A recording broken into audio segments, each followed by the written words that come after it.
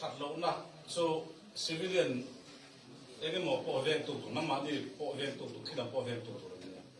lên CRPF assist tu tu rồi nè BSF assist tu tu rồi nè to central khan thế cả anh à private khai sinh cái này biết cả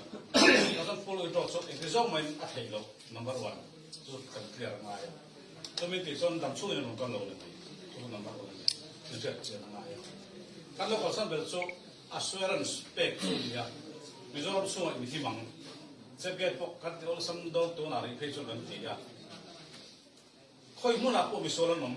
asam apa na galan apa all India misola nom vek misol pakat kha nam le nam malak lo tu miso lai la pur kha driver chuin se vek khơi mà chon rồi cái thil le misol pa pom the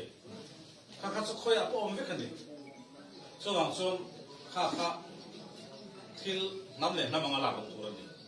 nak kena apa hasan nang letok yang kan driver te pun kon tok ko kha kontak zer tu kan ti kha tin